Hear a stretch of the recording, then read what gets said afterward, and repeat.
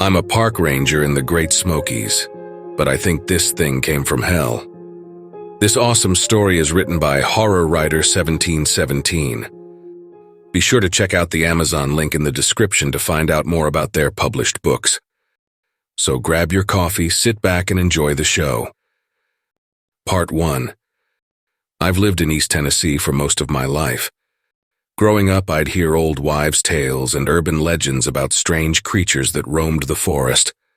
For the longest time, I thought what every other kid thought, that they were stories told to scare kids away from dangerous places so they wouldn't fall into a ravine or get lost in the massive wilderness. I never thought any of it was more than made-up stories. That's not to say I didn't spend my share of time with covers pulled tightly over my head when the wind blew branches against my window that happened to face the woods. As I grew older, I found myself gravitating toward the stories of strange creatures in the woods. That curiosity is what started me to investigate such things in my spare time. People around here seem to be obsessed with Bigfoot, as if he's some local celebrity. They tend to ignore or downplay other cryptids. I don't know why. With the hundreds of thousands of acres of unexplored and barely explored forest, it seems there's lots of space for anything that feels like making its home there could be left in relative peace. Me, I'm more of a fan of Dogman, unofficially of course. You see, once I graduated high school, my only goal was to become a park ranger. Where else could you go to work and be surrounded by such glorious nature? Even at its most dangerous, there are literally dozens of stories I could tell. But the one that sticks with me is the hikers from a couple of years ago. I remember it was early October. I always make the hike up to Klingerman's Dome several times during autumn, gazing out over the canvas of trees spouting a myriad of colors, looking every bit like nature's fireworks show reinforced that I made the right career choice. I was on patrol when a call came in to go to the cabins near Fontana Lake. I got the address and headed south, crossing into North Carolina. When I got there, I was met by a woman who said her husband, son, and brother-in-law had gone to the lake fishing and hadn't come back. I got the information I needed about their general description, names, and description of the truck and boat, then headed out to search for them.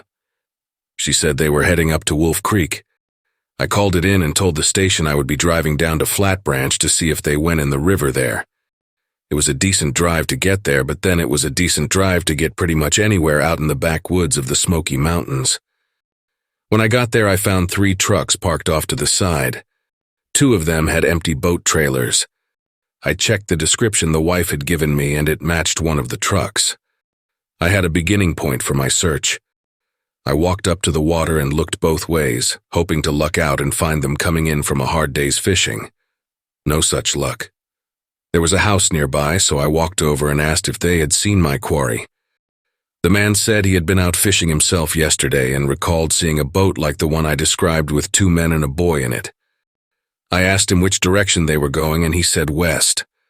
I asked if he had a boat and could take me up to Wolf Creek. The man's demeanor changed from friendly to deadly quiet. He agreed to take me across the river, but not all the way to Wolf Creek. I accepted what I could get. After a quick jog back to my truck to get my backpack, he ferried me across and quickly left. It was a mile or so to the rural campsite I suspected they had camped at. I started walking along the edge of the river, keeping an eye out for them. It wasn't long until I spotted a boat sitting on the shore. I approached the boat, and it seemed to be the right one. Everything about this missing persons report seemed like just someone who stayed out later than planned. It was a little too easy. I would be very happy to find them sitting by a campfire about to pack up and go home. It didn't take long to hike to the campsite, but when I got there, things stopped being easy. There were only 2 tents set up, but they both looked like someone or something had torn into them. I checked inside each one and found sleeping bags and general camp equipment strewn about. I did my best not to disturb anything. When I came to the second tent, I found something more disturbing. This tent was also in disarray, but as I looked, I saw distinct drops of red. There was a notebook sitting near one of the sleeping bags. I picked it up and paged through it. October 3rd. We headed out for our annual fishing trip this morning. Mom wasn't too happy, but we told her we'd be back tomorrow. The drive to the boat launch was kinda long, but we filled the time talking about all the fish we were gonna catch and generally telling stories about the area. Dad tried to scare me with a story about a cryptid that lives in the area, but I knew he was just yanking my chain. We got to the boat launch and headed out into the water without too much of a hitch. Uncle Roger nearly fell in trying to get the boat undone. He didn't find it nearly as funny as Dad and I did. Once we were out on the lake and had our lines in the water, he seemed to settle in and enjoy himself. After a few beers, he was laughing about it with us. We caught a couple of fish, but they were too small and we had to throw them back. Dad said he'd heard about a good spot up by Wolf Creek. We had better luck when we got there. Uncle Roger caught 3 largemouth bass and I caught 2. Dad had a big one on his line, but it got loose before we could net it. It was starting to get dark, so Dad said we should go to one of the rural campsites. We pulled the boat up to shore and tied it to a large tree, then took our gear and hiked to the campsite. There wasn't anyone else there, which Dad said was odd, because the site is normally full. We unpacked and set up our tents, and Dad got a fire going while Uncle Roger cleaned the fish. We ate and laughed and talked until it was dark, and we turned in for the evening. Dad said there was a better fishing spot further west, and he wanted to go there early in the morning before we headed back to the cabin. It's the middle of the night and Dad is playing a joke on me. I woke up for some reason and he wasn't in the tent. I could hear rustling outside along with something pawing the ground and snorting. I knew it was Dad trying to scare me. He and Uncle Roger had been telling cryptid stories while we ate supper. I told them they weren't going to scare me like they did last year. They just looked at each other and smiled. I knew they would have something up their sleeves. I didn't bother to turn the light on or go out and check.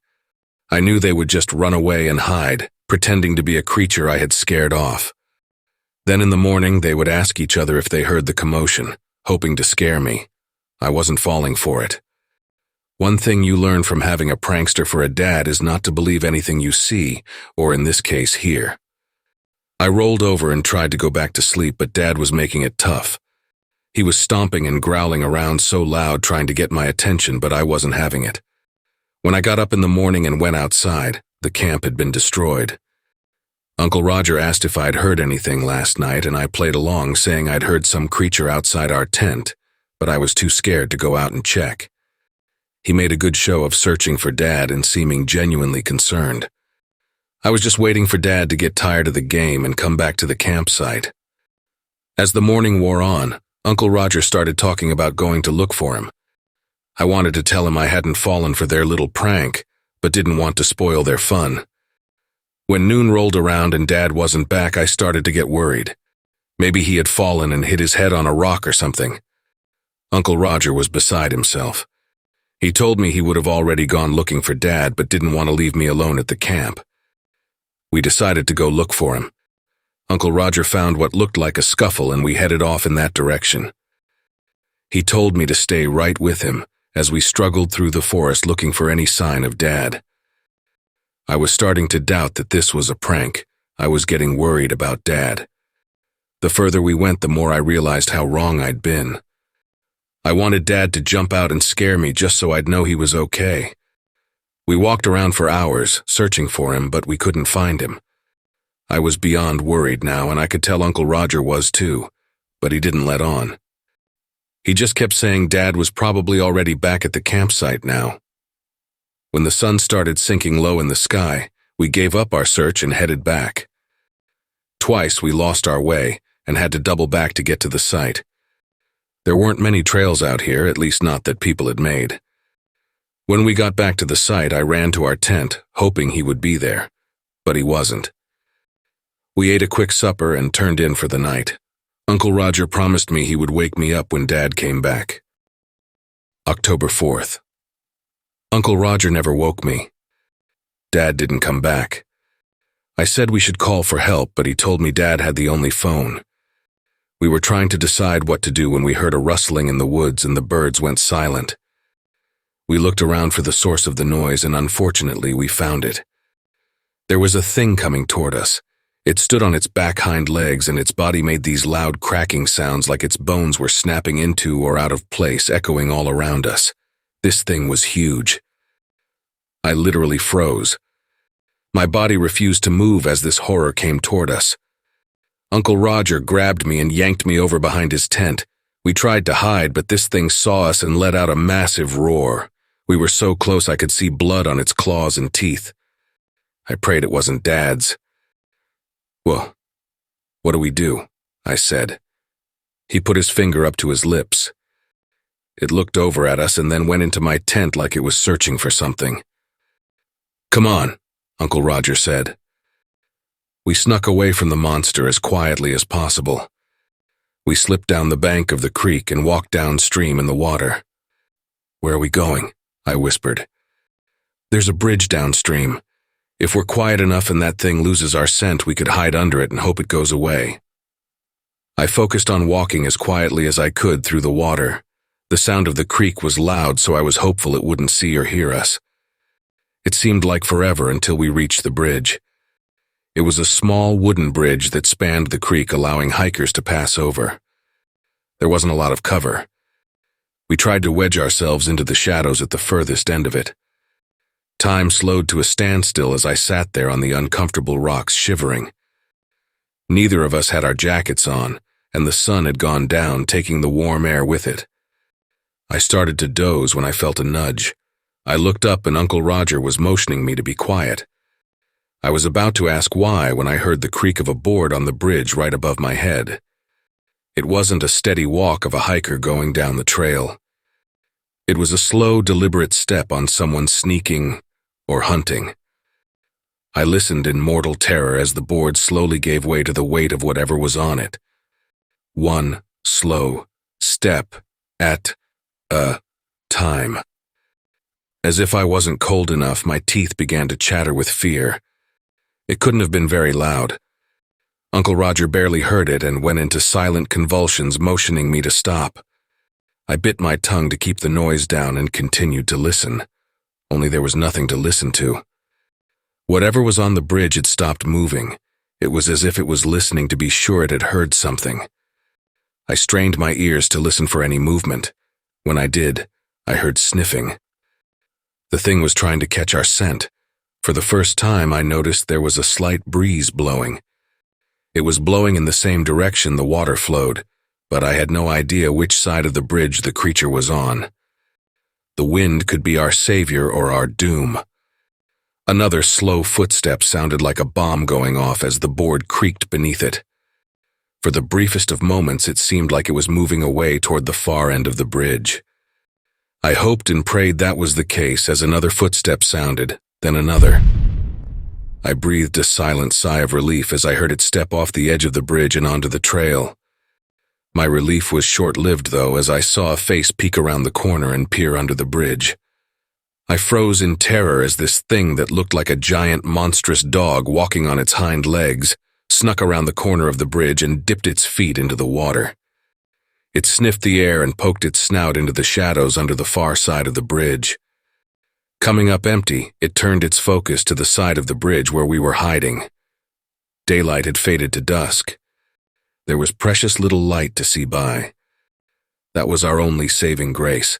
The shadows were darker here, making us nearly invisible, but that was rapidly ending as the beast approached. My mind was vapor-locked. I had no clue what to do.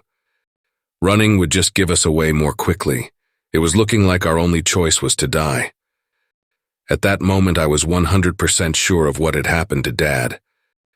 Hot tears streamed down my cheeks at the thought of my father being torn apart by this monster. As I prepared to die, I felt Uncle Roger lean over a little closer. He was right in front of me, and it was hard to see the monster. I saw his hand move down toward the ground and pick up a stone the size of his fist. I knew right away what was happening. He was trying to shield me. He would offer himself as a sacrifice to protect me. My tears redoubled, making it hard to see. The monster was almost on us. It hadn't acted like it knew we were there, but at this point it didn't matter. A few more steps and all doubt would be removed. I saw it reach out with its terrible claws that nearly touched Uncle Roger's nose. This was it. Suddenly it stopped. It lifted its head and sniffed the air. I saw the hair on its back bristle. Then in a heartbeat, it disappeared. Uncle Roger slowly stood and looked around. I tried to do the same, but my legs didn't want to cooperate. I dislodged some stones as I stood, making a little noise and causing Uncle Roger to hiss at me. We stood silently waiting for that thing to come jumping out at us from whatever hiding place it was in. After a few minutes, I began to hope that we were okay. Uncle Roger led the way back to our camp. He said we should change into dry clothes and get a little rest. It felt so good to be warm again. I snuggled up in my sleeping bag and wrote this message so that if we don't make it, someone would know what happened. I hope my dad was as lucky as we were. I read through the entire message, then went back and reread the description of the creature. If it was what I thought it was amazing they were still alive. Knowing what I was tracking put me on guard and made me wonder if I was being hunted right now. If it had intentionally left things lay so it could ensnare another victim. I didn't have much hope of finding them, but I would look anyway. I started with the tracks in the camp, specifically the ones around the tents. It seemed like the boy and his uncle had gone towards the creek. The creature's tracks went that way too. It followed them to the creek where its tracks seemed to wander around as if it had lost its prey. I saw where they went into the water to throw off its scent. Smart move. I followed the meandering tracks until they came to a small bridge that forded the creek.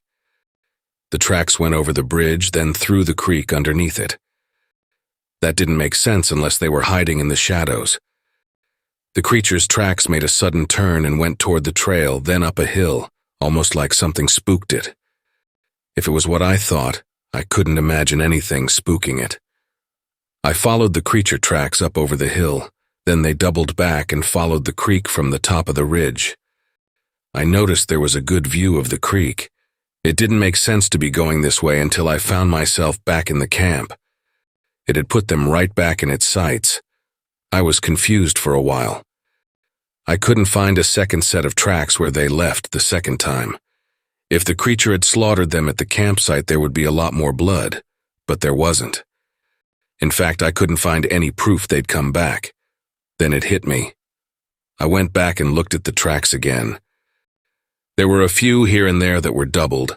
The boy and his uncle must have come back here after the bridge, then left again the same way as before. The disturbing thing was I still hadn't seen any tracks of the father. I circled around the camp slowly, looking for anything I might have missed. Eventually, I found a set of adult tracks leaving a tent and going to the edge of the trees. They stopped facing a tree. There was a dark spot on the bark a couple of feet up.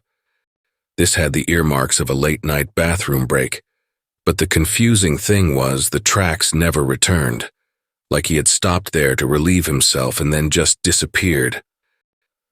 I searched all around the tree when I made a startling discovery. There were flecks of blood farther up on the bark. I circled out further from the tree and found my terrible discovery, tracks of the creature with drops of blood beside it. My marrow turned to ice at the implication. I followed my new trail, hoping I wouldn't find what my mind was telling me I would. I tried to report to the station on my radio, but strangely, all I got in response was static. I knew there were areas out here that didn't get good reception, but I didn't think this was one of them, right near a posted campsite just off a trail. I decided I would try again later. I adjusted my backpack and started off after my prey. As a precaution, I pulled out my sidearm and made sure it was loaded. It seemed like a silly thing to do, but when dealing with a dangerous alpha predator, it's best to make sure you're ready to shoot. My hand shook a little when I put my gun back in its holster. I knew this was dangerous. I knew it would be just as easy to go back to the station and let search and rescue take care of it. But I also knew that there was a man who was in the clutches of a deadly creature, and he was losing blood. I didn't have time to waste. I followed the tracks as best I could through the brush and fallen trees. I would lose the trail sometimes only to pick it up again when I found a few more drops of blood. The tracks ran along the base of the hill heading west until it came to a stop. It was right in front of a mountain. I looked all around, but the trail had disappeared. Finally, in desperation, I looked up and noticed a cave partway up the mountain. I thought about going up there, but was unsure. That could be the home of this creature, or it could be the home of a dozen other animals, none of which would appreciate me storming into their living room unannounced. After another thorough look around the area, I decided it was likely where my prey had gone. Clouds had been rolling in all day and now decided they were done playing nice. The rain began slowly enough but was soon coming down in sheets. The cave was looking better as I covered my eyes and tried to see where I was going. It was raining so hard I couldn't see the cave anymore. I just kept pressing forward in what I hoped was a straight line, over fallen trees, through brush and rapidly rising streams. I finally looked up and saw I was at the base of the mountain. My direction was off by a little bit, and I had ended up a few dozen yards to the right of it, but it was no matter. I started climbing the mountain, being extra careful of my footing, especially in this torrential downpour. After a few slips, including one that had me nearly tumbling off the mountain, I made it to the mouth of the cave. I slipped inside and enjoyed a moment without water dumping on me. I looked down, and the water dripping off of me made a little puddle like I had brought my own rain cloud into the cave with me. I shook off as much water as I could as quietly as possible. The rain pouring down outside made loud splashes inside the cave. It would have been difficult to hear anything else, but I still wanted to be sure. I unbuckled and sat the backpack down just inside the mouth of the cave. The rain had made it gain extra weight, and I didn't know if I would have to move fast. I opened my pack and got out my bottle of water and drank. It had been a while since I had drank anything, and I chugged half of it down. I closed it and saved the other half for if I got out of here alive. With that happy thought rattling around in my brain, I stowed the water bottle back in my pack and pulled out a small flashlight. I turned it on while pointing it at the floor. The bright beam illuminated the cave. It was large as caves go. I could stand up in it and not reach the ceiling. There were many boulders and stones. It wasn't a smooth floor. The walls were rough. There weren't any cave drawings in here. I walked slowly. Each step felt like I was closer to my doom. I pulled out my gun and held it tightly, the sense of foreboding thick in the air. Two thoughts impressed themselves on me.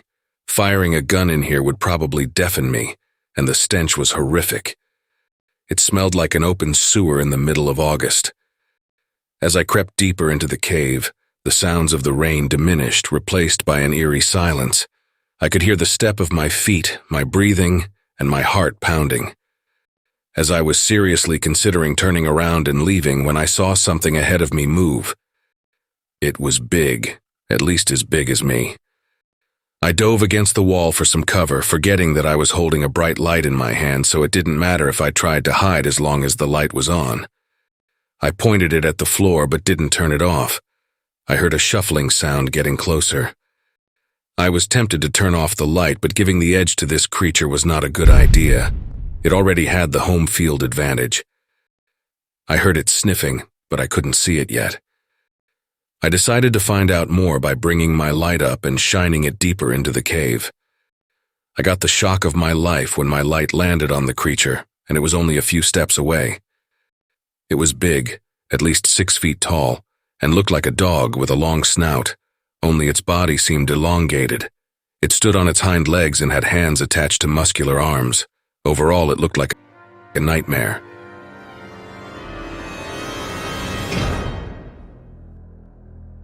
Hey family. A very big thank you to Horror Writer 1717 for allowing me to narrate such an awesome tale. Be sure to check out their Reddit profile for more of their awesome works, and don't forget to check out his published books on Amazon. Link is below in the description. If you would like to support us and make a donation, I'd be very much appreciative. I do have PayPal and a Buy Me a Coffee account. Be sure to also check out our merch store. There are plenty of items and designs to choose from. If you enjoyed this video, then why not check out the next one? Here, on the right-hand side. You can also follow us. All my socials and all my other links are contained within the Linktree link below. Take care, everyone, and I hope you all have a wonderful and peaceful night. And don't forget, where fear is, happiness is not.